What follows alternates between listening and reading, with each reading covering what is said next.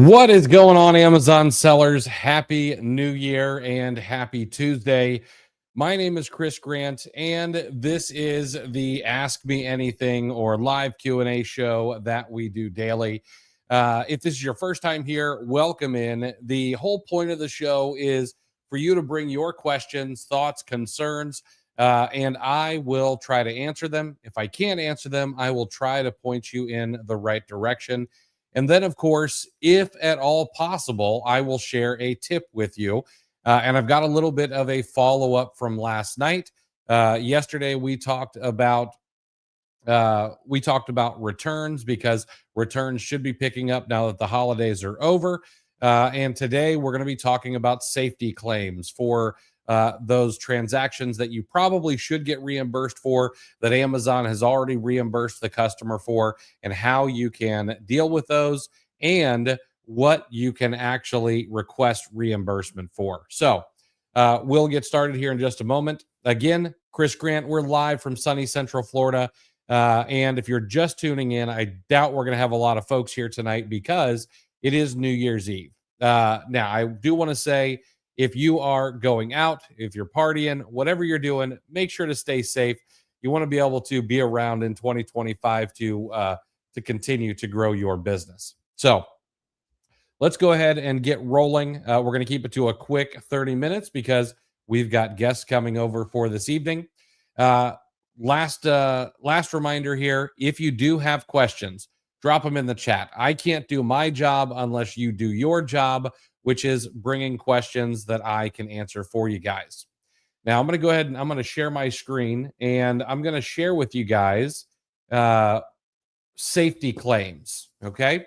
Now, I did just pull this from Amazon Terms of Service, but I know a lot of people either don't know where to find this kind of stuff or they don't spend their time reading over this kind of information, which is unfortunate. Lynn, Happy New Year. Glad to have you in here. Because this kind of stuff is important for us to know. So what the heck is a safety claim? Well, it's seller assurance for e-commerce transactions, and it allows you to be reimbursed or request compensation from Amazon when a refund is deducted from you and it's issued to the buyer. Now, this is for seller fulfilled items, not for FBA items, but we're just coming down from MF season. And so a lot of your returns are likely going to be merchant fulfilled returns. Now, there are a couple of things that are tough about this. Amazon does get to choose whether or not they reimburse you. So they can turn you down. Good thing is if they turn you down, there is a method for filing a, what is it called? There is an appeal process. Sorry, I don't know why I lost that name for a second, or that word. Now, here is what you do, okay? Or let's talk a little bit about the eligibility, okay? So, number one, if the buyer said that they didn't get the item, but you have proof of delivery, you might be eligible for reimbursement. If you bought what they call a claims protected shipping label, if you used Amazon Buy Shipping, all right, or you use Vico, and the tracking confirms that the order was shipped on time and met the maximum estimated delivery date, or you've got proof of signature, okay, you can get reimbursed for those cases.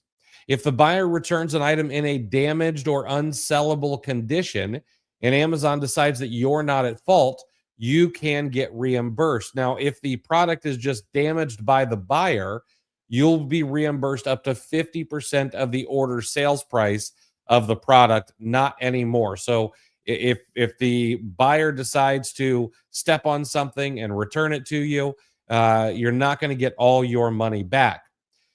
If the buyer decides to send back to you something that is materially different, or what we may call a switcheroo, or maybe they send you back something that is, they take the items out of it and just send you one piece of it back. If it's materially different, Amazon can reimburse you. Now, if the product returned by the buyer is materially different, you'll again be reimbursed up to 50%. The other thing is if that the buyer does not return the product, even though the buyer receives a refund, you can be reimbursed for those things as well. Okay. Uh, that is either because there is a lack of a return merchandise authorization or a lack of a carrier's first scan. Now, one thing to know is that hazmat or any other item that's non-returnable would not be returned by the buyer. So if Amazon or if Amazon gives the money back to the customer for a hazmat item or a non-returnable item like a grocery product, you're not going to get any reimbursement there. Okay. If the buyer returns the item after the return window, so I can't ever remember what the return window is. I know it's 90 days during Q4, but if they decide to try to return something outside of that window and Amazon authorizes it, you can get reimbursed for that as well. Okay. Then there are a few other things you can be reimbursed for. Now, there are some guidelines. Okay. Claims must be submitted within Seller Central within 60 calendar days of a refund being charged to your account or receipt of the returned item in the case of a free replacement. We also have to remember the customer has 30 days to send the item back. All right. So, really, you've got 30 days because you need to have the item in your hands to be able to file a safety claim. Refunds issued by Amazon to buyers on your behalf are eligible for reimbursement. But if you go in and you actually reimburse or refund the customer yourself, you will not be able to file a safety claim.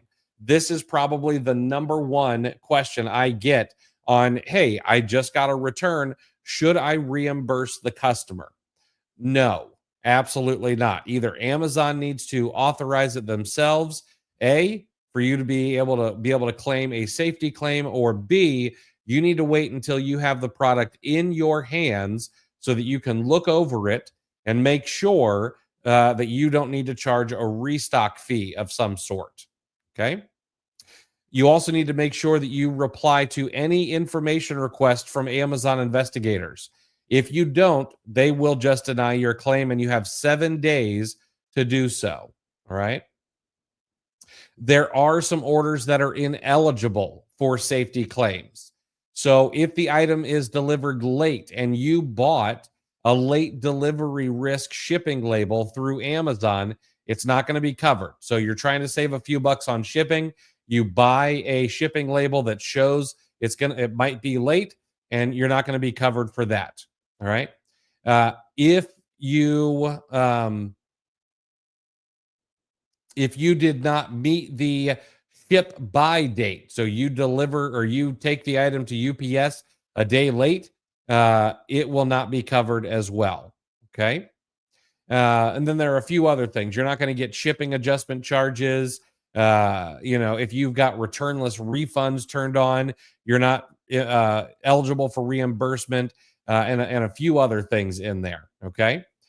If it is something that is covered by an A to Z guarantee, which is going to be FBA type items, then they're not covered as well. Okay.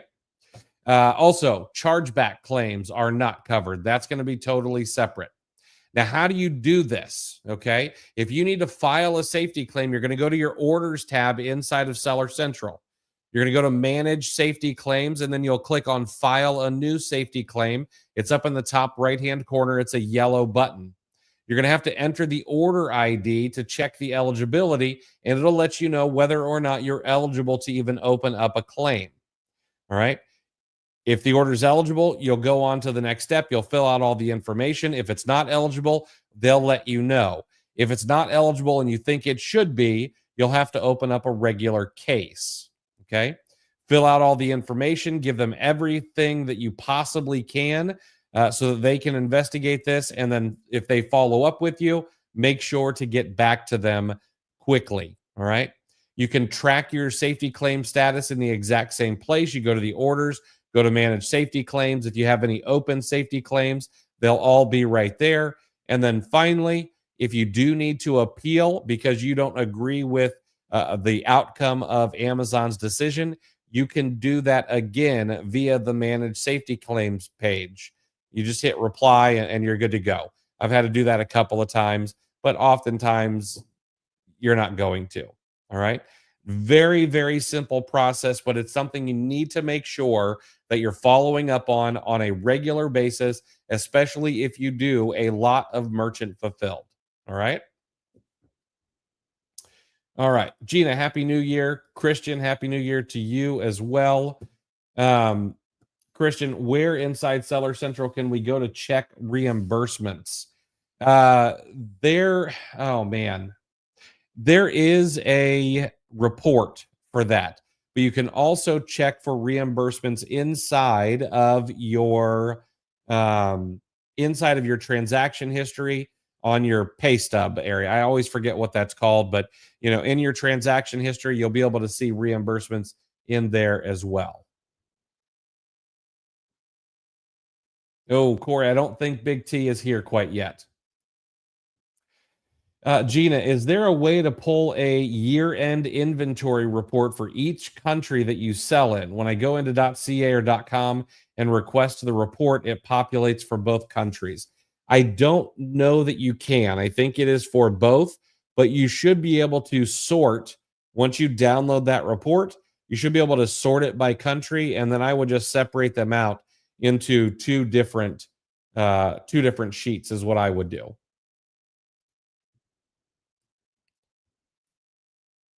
All right. Let's see here.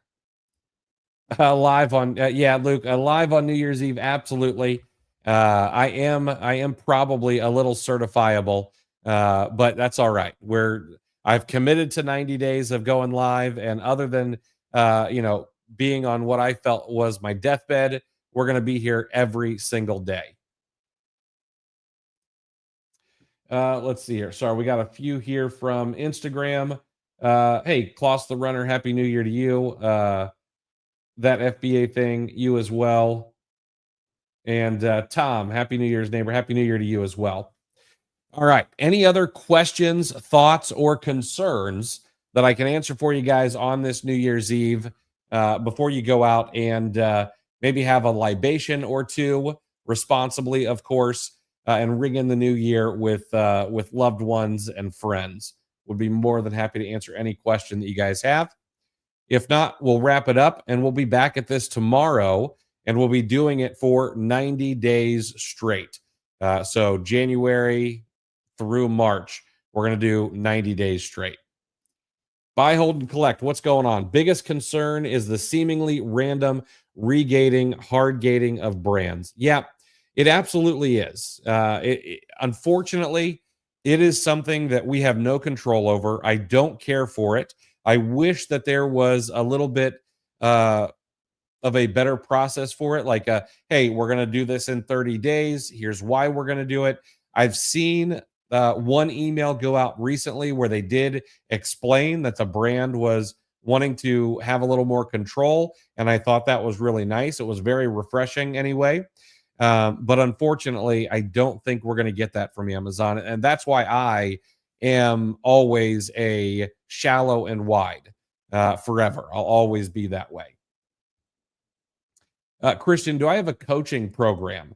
As of right now, I do not have a one-to-one coaching program. The closest thing that I do have is the OA Challenge, which actually starts on January 27th.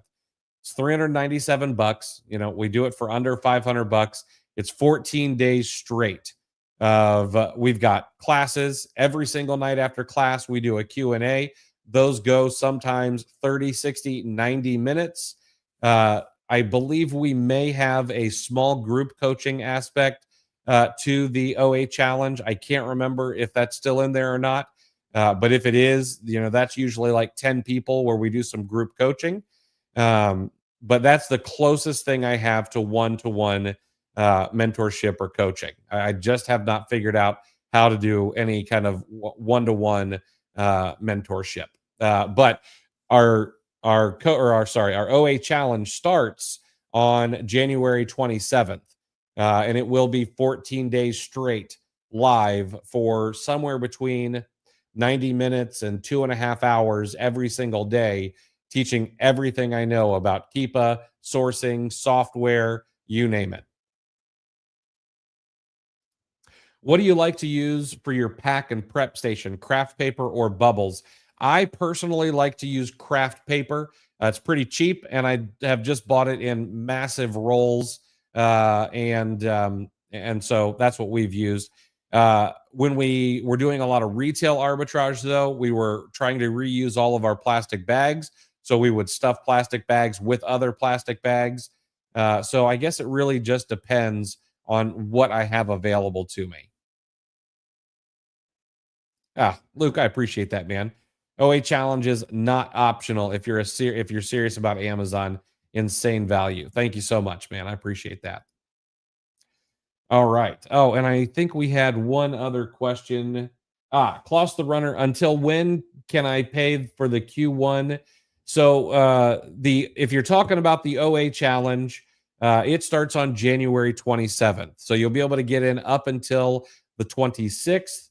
If you're talking our Q1 leads group, that's going to close. That's probably going to close tonight. We've got 3 spots left in the Q1 leads group, which will include an OA challenge.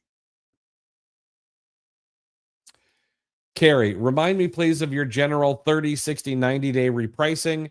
So here's what I typically do. Now, this is going to be an 80-20 rule.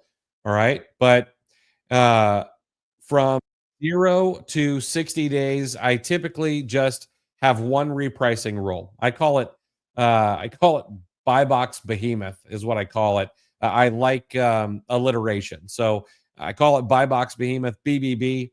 And we just have a set ROI, and then I let Maven, which is Aura's AI repricing, handle the rest of it.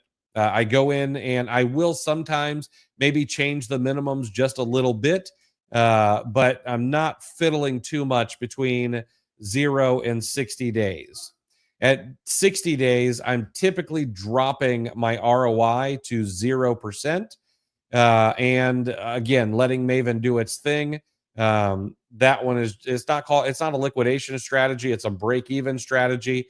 We'll go in there and we're happy to just break even on the products, try to get them liquidated. At 90 days, we're liquidating product. We're doing a negative 20% ROI for the most part. That will typically handle a lot of our stuff. Again, we've talked about how I like to try to limit the downside risk when I'm buying. So I don't see a whole lot of stuff need to take a less than negative 20% ROI. And that's about all we do. Nothing super crazy, nothing special. Sometimes we'll go in and tweak that minimum number on the repricer for liquidation or something. And maybe it's, 13% ROI instead of the minimum 15 we want to get, or maybe it's a negative 22, but that's about it. Now, if you happen to use Aura, which if you don't, no big deal, but if you do, or if you're going to give them a try, please use my affiliate link. It's down in the video or the video notes. But if you do use Aura, they've got a $27 a month plan for people doing under $10,000 a month to get a repricer. That's an insane price, less than $1 a day. I know that you spend more on coffee, even if you're making it home, because I know you're putting cold foam in it and creamers and agave and all that stuff at home. But reach out to the folks at Aura. Get on a call with Finn or one of the other team members there and have them help you get it set up. It'll be worth your time. Do I assign a profit floor in my Aura strategies? Yeah, every Aura strategy, which I use Maven. So, and then I have a minimum ROI that I want. Okay. And then I will also put a minimum on my sell price. So I have a minimum in 2 places.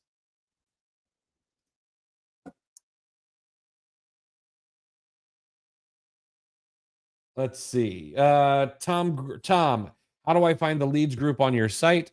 You can actually it's over on YouTube. I know you're on Instagram, but if you go to cleartheshelf.com/Q1, you can learn all about our Q1 group. Hey, Addie, what is going on? Good to see you. If not, how do you account for the fees such as prep fees, inbound placement, etc.? So this is a good question. This is why we do put a minimum price on our repricer. My minimum price in my repricer includes prep fees, all of that stuff, because I'm always looking at my calculator. I'm looking at Seller Amp, I'm looking at Rev Seller. That takes into account all of my fees. And then typically what I will do is, let's say that my minimum ROI is 15% for my repricer. I will go in and I have a little chart that tells me here's what 15% ROI is and what your price would need to be. So I don't have a product up here. Let me pull up a product here.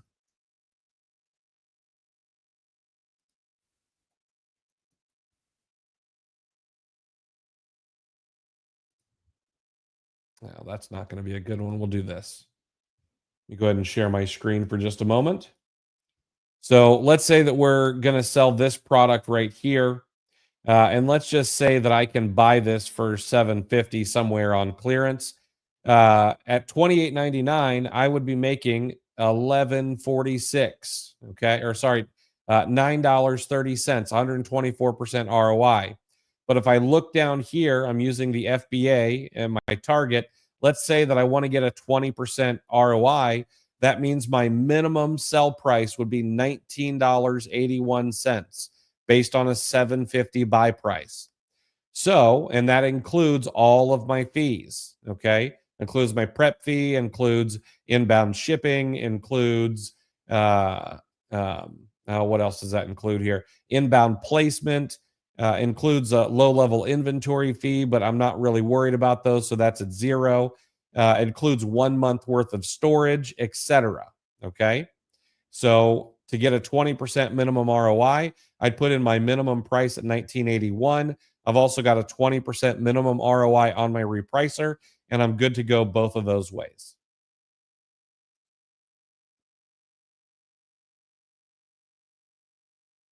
Oh, Gina, thank you. Yeah, we do try to make sure the OA challenge is the best in class. Hey, David, what is going on? Glad to see you. All right. I don't see any other questions coming in. I'll wait around for another minute or so, and we'll answer that FBA thing over on Instagram. Just curious, what extension is that? That one happens to be Rev Seller right now. Rev Seller has this. Seller Amp also has this available. Let me open up my Seller Amp as well. So if I put in 750 here, you scroll down and you'll be able to see on Seller Amp what you're going to be looking at. So where is it here? There we go.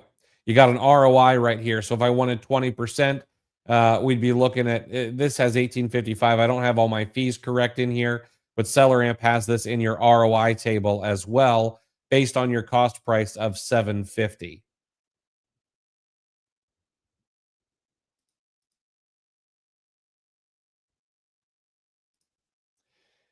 David, hey Chris, how do you personally do most of your sourcing?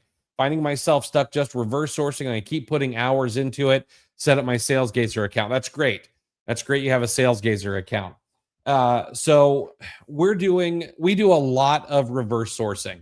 One of our lives, we did some what I call the shotgun method. And there's two different ways to do the shotgun method. Number one is the manual shotgun method. That's one of my favorites. That's where, let's say we find a product that is profitable or has a lot of sellers on it, and we'll pull up all the sellers from that listing and keep a product finder, and we'll go and look at all of their products. Maybe we'll put some filters in there and we'll start reverse sourcing. And that way, rather than sourcing one seller at a time, I'm sourcing 50 sellers at a time, and I'm pulling back just their best products. Okay.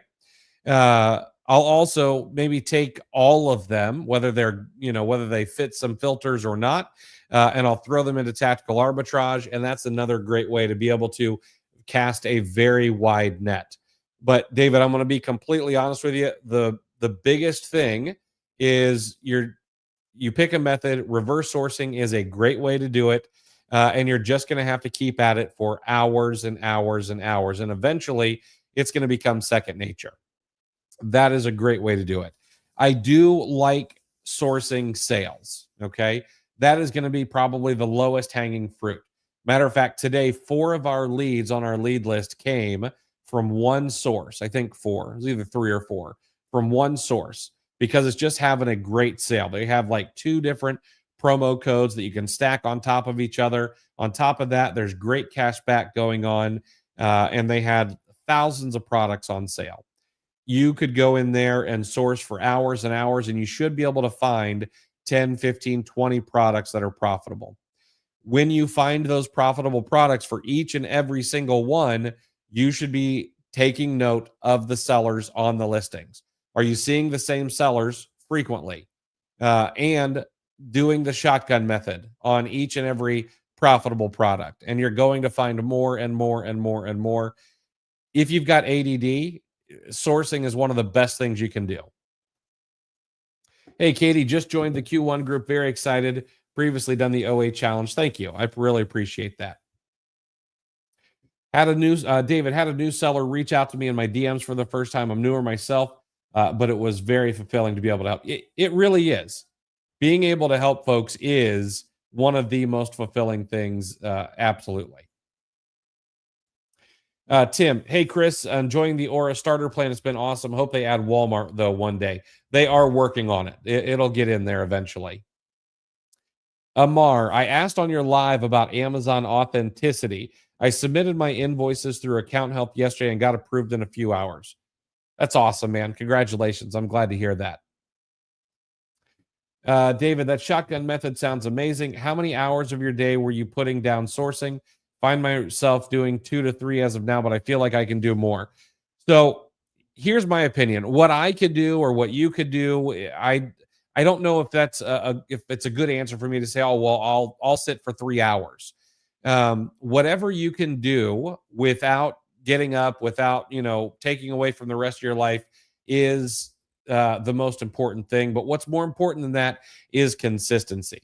If you've got 60 minutes a day, you've got 6 hours a day, that's great. It doesn't matter. What is more important is that you show up every single day. Jerry Seinfeld talks about something called, he just calls it don't break the chain. Okay. And so Jerry Seinfeld sits down and he writes jokes every single day. And he talks about how in files, he's got all of these yellow legal pads full of jokes, 30 years worth of them. Now, maybe 1% actually make it to stage, but his whole thing is if he doesn't sit down and actually write, he's not going to have material, not going to have new material. He's going to lose the ability to do what he does. And so he just doesn't break the chain. Whether he sits down for 30 minutes or 3 hours, he marks an X on his calendar every single day. And his job is do the thing he's good at, do the thing that moves the ball forward, but do not break the chain ever. That is exactly what I'm using for these lives. I'm trying not to break the chain. Now, I screwed up when I got sick, but going forward, we're just not going to break the chain. And if you do the same with sourcing, before you know it, you'll be in the place that you want to be. All right, guys. It's been 30 minutes. I've got to go have some festivities with the family and hopefully get the kids to bed at a reasonable hour. But we'll be back here tomorrow at 5:30. I'm happy to have you, whether you are hungover or not. And I'll be able to help you more with your Amazon business. I hope you guys have a safe and happy new year. I hope that 2025 is incredible for you. And I hope you get to ring in another year with the people you love. All right, guys. I will see you tomorrow at 5 p.m. with my co-host, Chris Rasick.